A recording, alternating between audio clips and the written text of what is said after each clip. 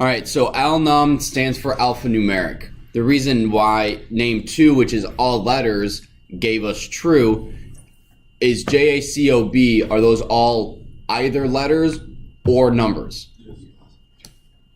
Numbers are 1, 2, 3, 4, 5. Are those numbers and or like are they numbers? And what? A space is not a number. A space is not a number or a letter. So if there is a space, if there is a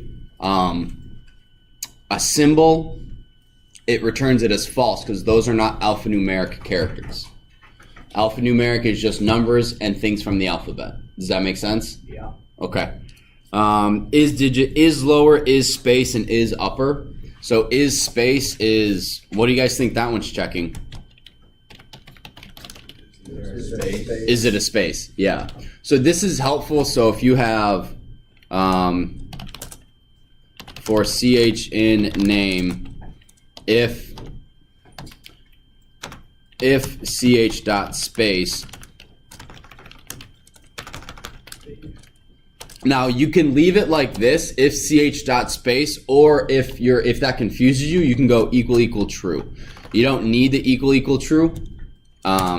Print ch is a space, which will give us space is a space.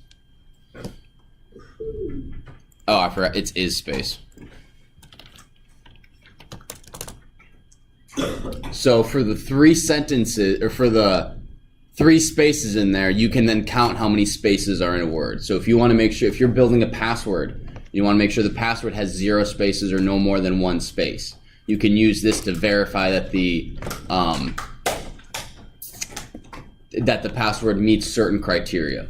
You could see capital.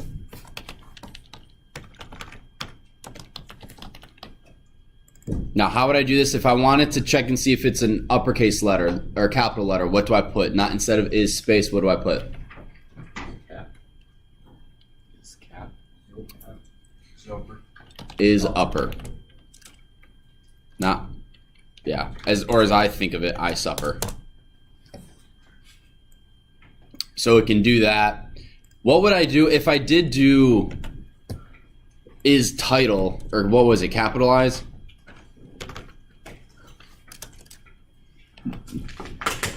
Right? I want you guys to see something real quick. All the things that will return a true or false start with is. So ch is space, ch dot is upper, is lower, is alpha. That's checking it. That's called testing a string. So that will give you a true false. So if you do is capitalize.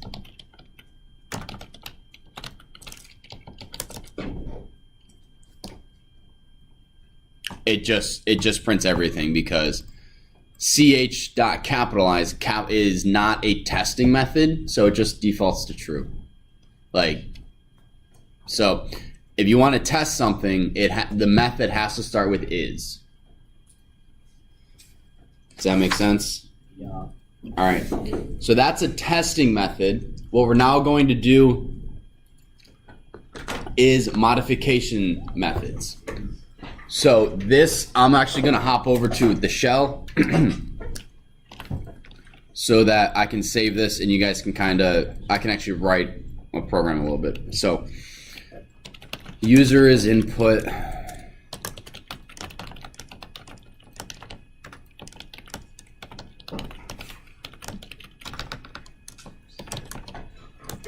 So if user equal yes, print you have selected to play the game,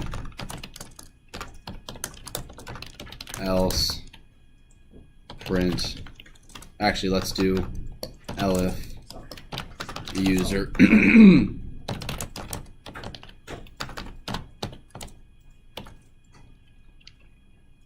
yeah, if you guys could be following along with this, start typing this on your own because you'll want to use this for setting you don't Want to play the game. Shame. And then else print you did not select a valid option. All right, so when I run this, so this is string modifications. Intro to student resources. All right, what's so funny? All right, so if I type in yes, okay, it works. All right, now I'm actually going to put this in a function. Oops.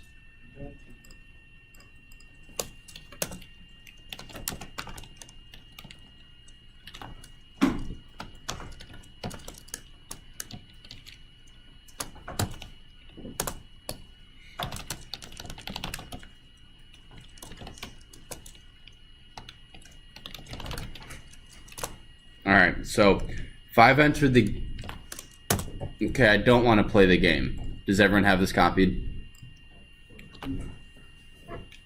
What if the person types in uppercase yes? Right, it puts us into that else statement, but the person typed yes. Didn't follow directions. That they did not follow directions. You are totally correct. Actually, let's do this.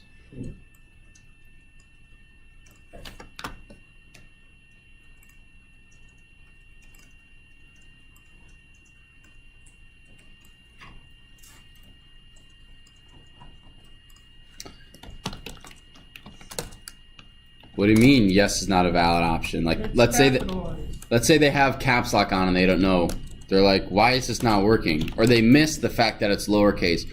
Or as a lot of you did, you didn't tell me to write it in uppercase or lowercase. Can you please take that off your face? All right, a lot of times I had to look into your code to see if you coded for a capital yes or a lowercase yes, and then I would go in and type it in that way. So what if it's your guys' fault for not telling me how to enter my code and I can't work, right? So you need to be able to code for multiple inputs from a user.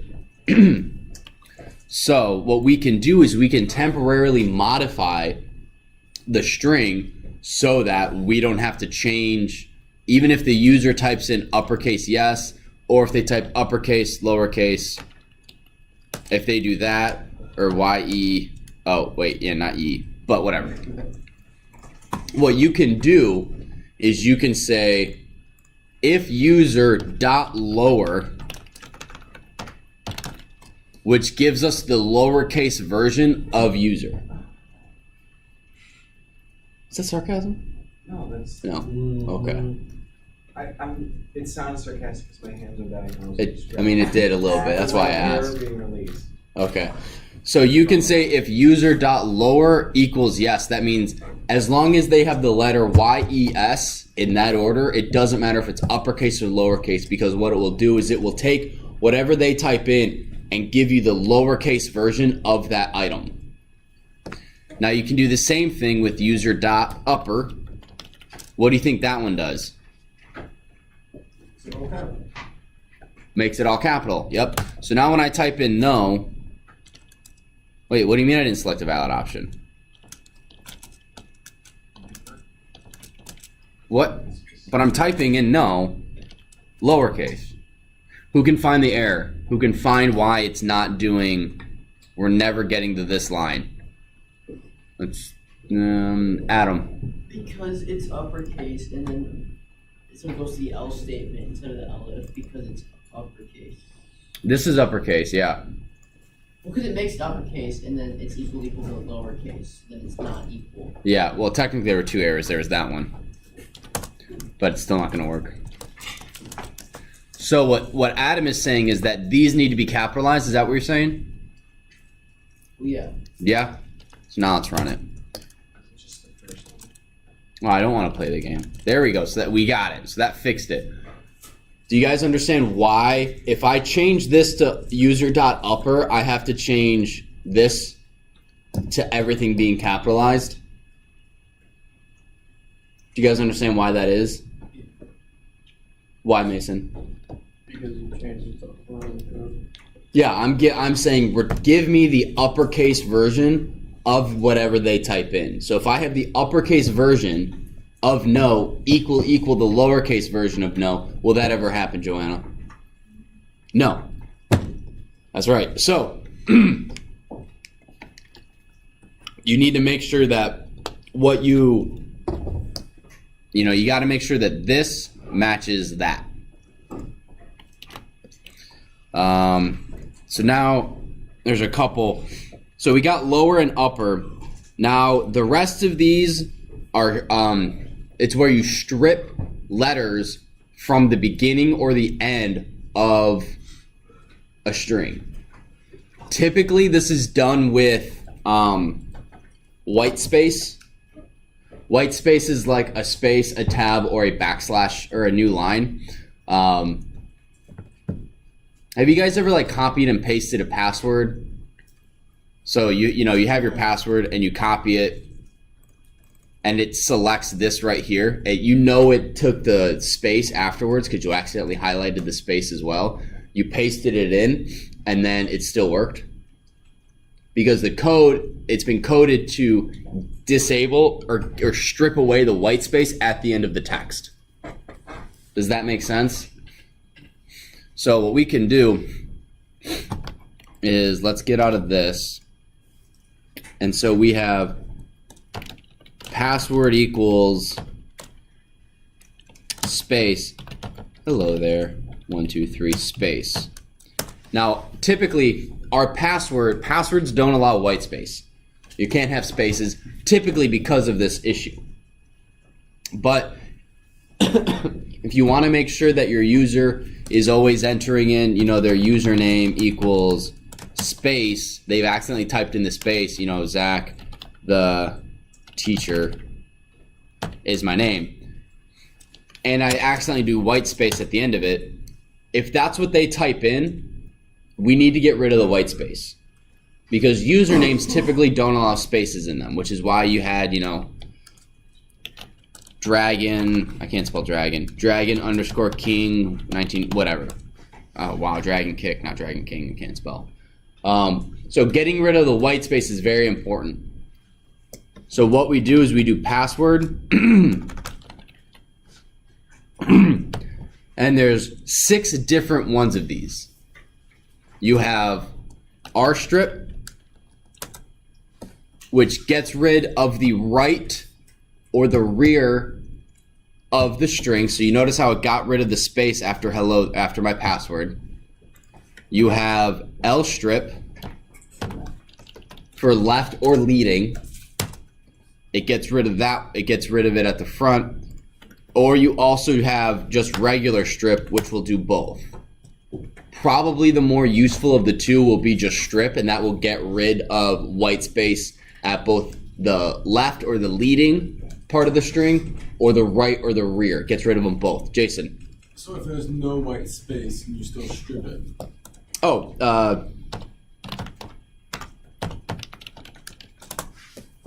it just if it's there, it gets rid of it. Otherwise, it just returns it. So there's no error. There's nothing really wrong with doing that. Okay, Jack, what are you laughing at now? And Andrew. Hey, and I would tell the electric company, hey, you guys. I don't even know. All right, whatever. You know, at the beginning, I forgot what show it is. The electric company. You guys. No, I haven't. I'm too old, I guess. I don't know. So hey.strip. Now what you can also do is you can tell it what to strip away. So if I don't want it to take away white space, I can say get rid of, no, we're not going to get rid of Chad. So I can do password dot strip, and I can put in here, I want to get rid of an H. So if there is an H at the beginning or the end, get rid of it. So then you get the British version. Hello there. 1, 2, 3. I can do, so lstrip will do the same thing. What do you think? Will I get an error if I put rstrip here? So I'm getting a couple yeses, a couple nos. I do not. If it's not there, it just returns it as normal. Why is it put the H there?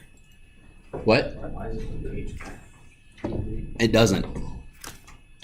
Look at what password is up here. Oh, I thought you were going based off the one. I thought it just. Oh, no. This is just a temporary modification. Okay. It's not, I'm not rewriting it. So I have R strip H, and then you can also do, oops, strip, and that will, already did that, L strip. And I could even do hello, and then it just gets rid of the hello. So, the most useful and the one you will probably use the most is, I won't say the most useful, the one you'll use the most will be this one. The one that just gets rid of white space on the edges. Because typically you want to make sure that what the user types in, you're not editing that too much. Do you guys have questions? No? Okay. Last one and then I'll, oh, yes. If it's stripping hello, will it take out every H, E, L, L, and O, or just... It only fits at the very end. So if we do hello,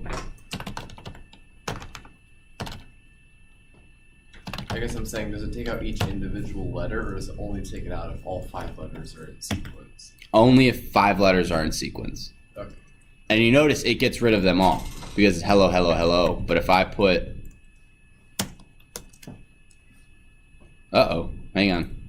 Did I misspeak? I might have misspoken. I tend to do that.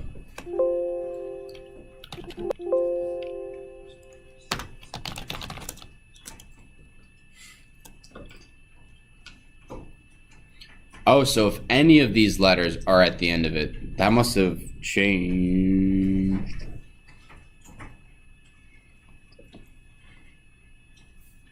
Returns a copy of the string with all instances of character that appear at the beginning and the end of the string. Remove. Yeah, so if you find, well, okay, so then if we do heal,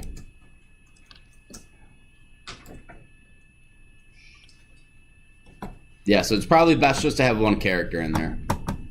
One thing you'll want to do is if your code is not working and you have some of these modifications, in your actual code, do something like this. Go print user.lower, and then when you run it,